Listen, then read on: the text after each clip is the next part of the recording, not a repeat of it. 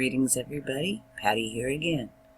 This article brought to you by Dissident Voice, a radical newsletter in the struggle for peace and social justice.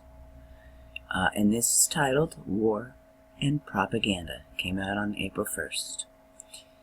The U.S. has been at war throughout much of its history.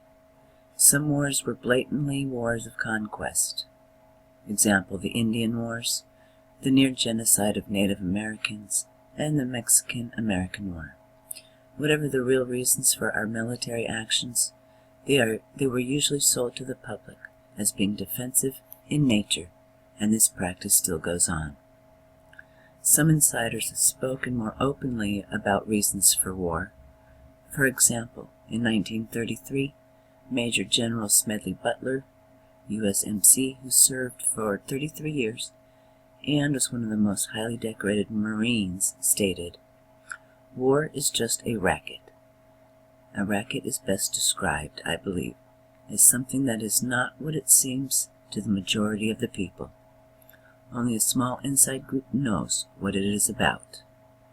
It is conducted for the benefit of the very few at the expense of the masses.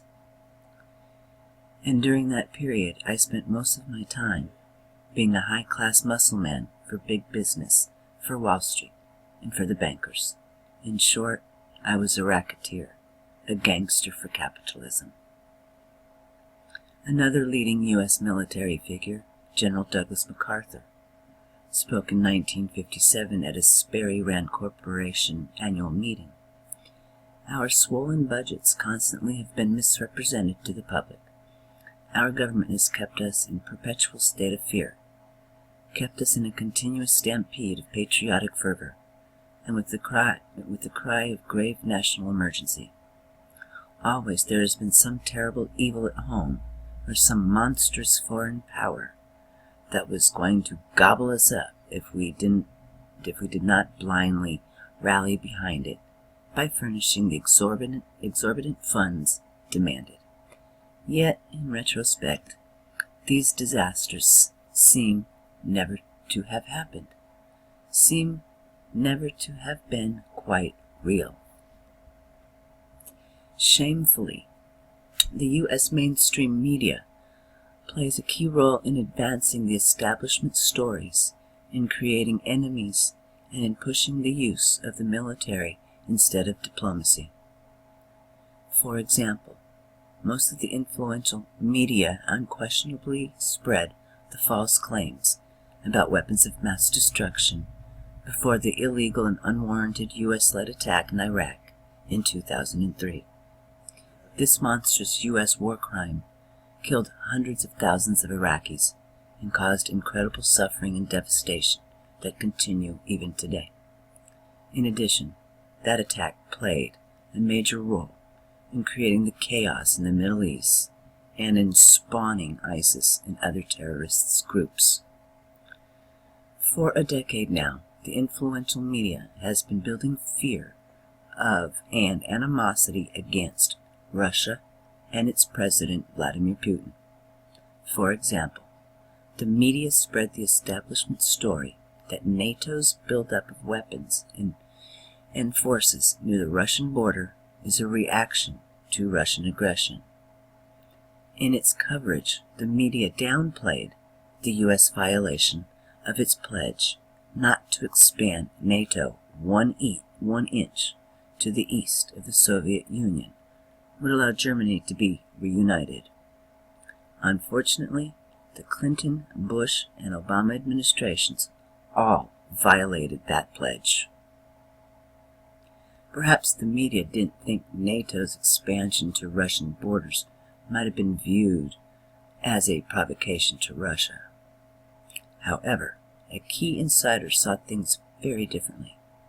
In 1996, George Kennan, architect of the containment policy towards the Soviet Union, warned that NATO's expansion into former Soviet territories would be a strategic blunder of potentially epic proportions.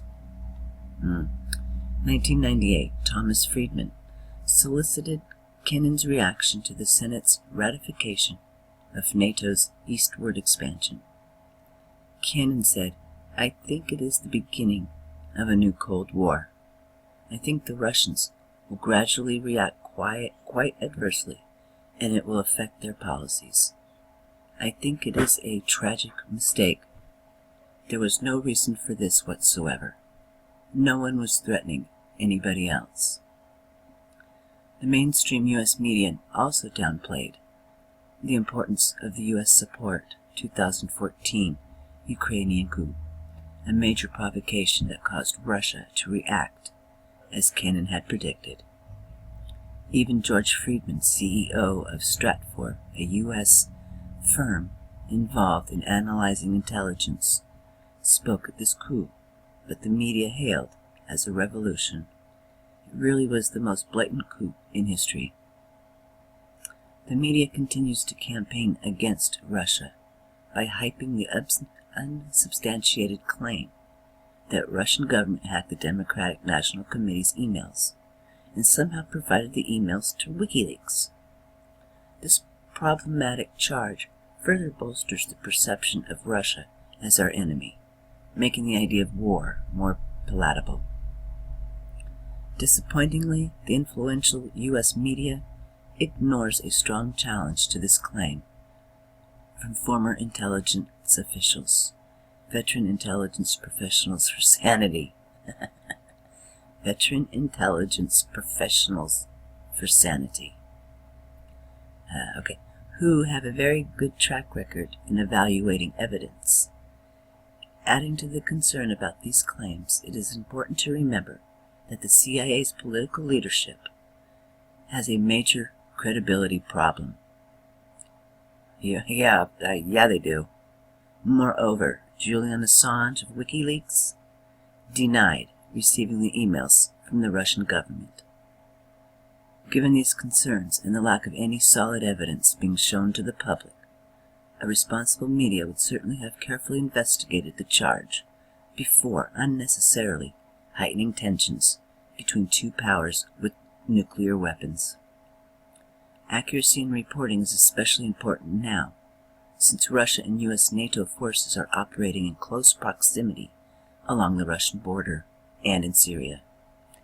Any small miscalculation could set off a nuclear conflict with unbelievably dire consequences for life on the planet. For example, studies by well-informed scientists have clearly demonstrated that there are no winners in a nuclear conflict. Therefore, it is past time for the mainstream U.S. media to live up to its responsibilities to the public and carefully investigate claims instead of simply being shameless propaganda shameless fools of the U.S. political and military establishment. Amen. Alright, thank you for watching. Until next time, have a good day.